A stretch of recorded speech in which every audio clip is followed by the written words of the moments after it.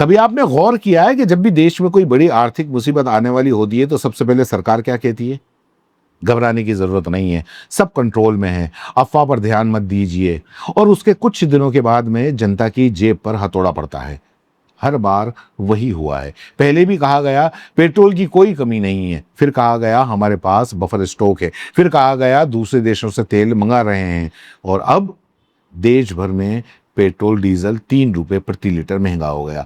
लेकिन असली सवाल यह नहीं है कि पेट्रोल 3 रुपए महंगा क्यों हुआ। असली सवाल यह है कि क्या सरकार को पहले से पता था कि हालात बिगड़ रहे हैं, और अगर पता था तो जनता से सच क्यों छुपाया गया?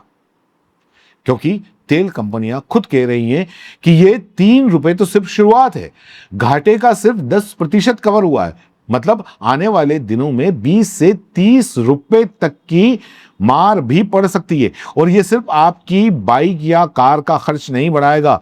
दूध महंगा होगा, सब्जियां महंगी होंगी, ऑटो का किराया बढ़ेगा, ऑनलाइन डिलीवरी महंगी होगी, फैक्ट्रियों की लागत बढ़ेगी, छोटे बिजनेस टूटेंगे, और सबसे ज्यादा पिसेगा वही आदमी जो हर महीने ईएमआई, स्कूल फीस और राशन के बीच जिंदगी अपनी घसीट रहा है। लेकिन कहानी सिर्फ तेल की नहीं है। युद्ध तो बस एक बहाना है, असल बीमारी तो बहुत पहले से शरीर के अंदर पल रही है।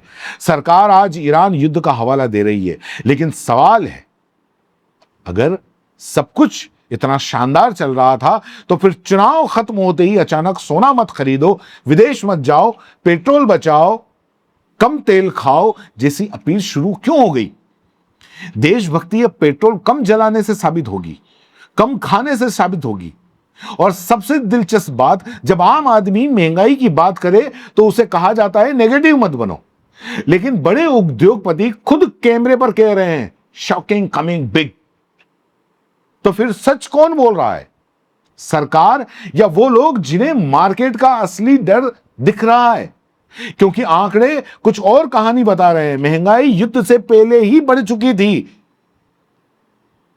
WPI इन्फ्लेशन रिकॉर्ड तोड़ रही है, नौकरियां कम हो रही हैं, विदेशी निवेशक पैसा निकाल रहे हैं, लोग SIP बंद कर रहे हैं, मिडिल क्लास सेविंग खत्म कर चुका है। लेकिन टीवी पर क्या चल रहा है?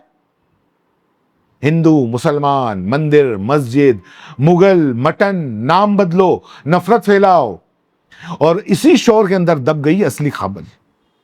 देश की अर्थव्यवस्था धीरे धीरे अंदर से खोखली हो रही है।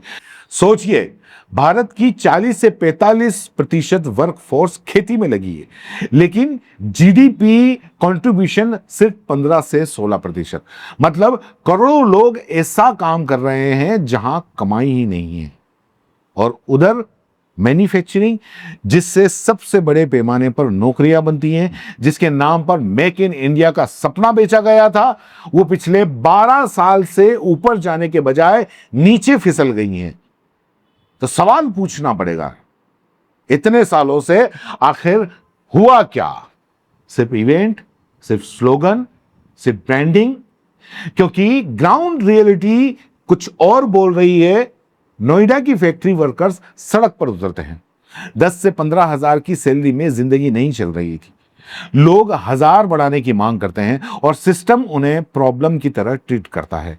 लेकिन वही सिस्टम बाद में कहता है कि कंजप्शन बढ़ाओ। कैसे बढ़ाए भाई? जेब खाली है, सेविंग खत्म है, नौकरी अनस्टेबल है, क्रेडिट कार्ड के सहारे घर चल रहा है। देश में क्रेडिट कार्ड ड्यूज 4 साल में दुगुनों से ज्यादा हो गए। मतलब लोग अमीर नहीं हो रहे, लोग उधार लेकर सरवाइव कर रहे हैं। ये ग्रोथ नहीं होती है, ये वार्निंग होती है। और सबसे खतरनाक बात, सरकार लगातार नैरेटिव बेचती रही है, सब शानदार है, सब चंगा सी। लेकिन IMF तक सवाल उठा चुका है भारतीय आंकड़ों पर। यानी शक सिर्फ जनता को नहीं है, दुनिया को भी है। और अब जब तेल महंगा हुआ तो सारे क्रैक्स बाहर दिखने लगे, जिन्हें सालों से पेंट करके छुपाया जा चुका था। सेंसेक्स गिर रहा है, फॉरेन इन्वेस्टर्स पैसा निकाल रहे हैं, रुपया कमजोर हो रहा है। कितना हो रहा है पता है आपको? IT ग्रेजुएट तक जॉबलेस घूम रहे हैं, IIT ग्रेजुएट तक जॉबलेस घूम रहे हैं। लेकिन टीवी डिबेट्स में अब भी कौन सा मुद्दा चलता है? कौन क्या खाता है। हिंदू, मुसलमान, क्यों?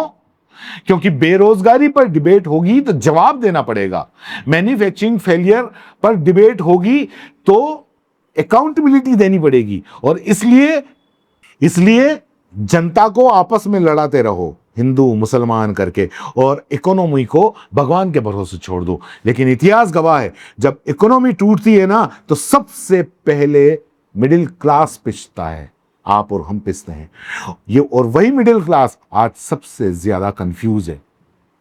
उसे कहा जा रहा है देशभक्त बनो, कम खर्च करो, सोना मत खरीदो, विदेश मत जाओ। मतलब गलती सिस्टम करे और सेक्रीफाइस जनता दे।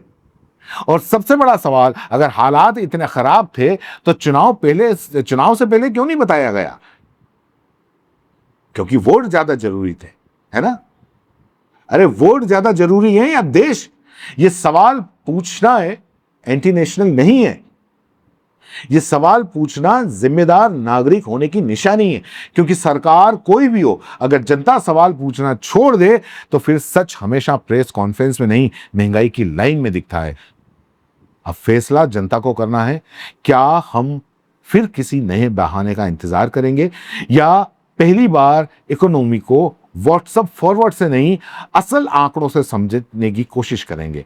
क्योंकि पेट्रोल सिर्फ 3 रुपए महंगा नहीं हुआ है, असल में देश की असली आर्थिक हालत अब धीरे धीरे सामने आ रही है। समझ में आया हो तो एक कमेंट कर देना और चैनल को सब्सक्राइब कर देना, नहीं तो टीवी पे जाओ, हिंदू मुसलमान की डिबेट देखो।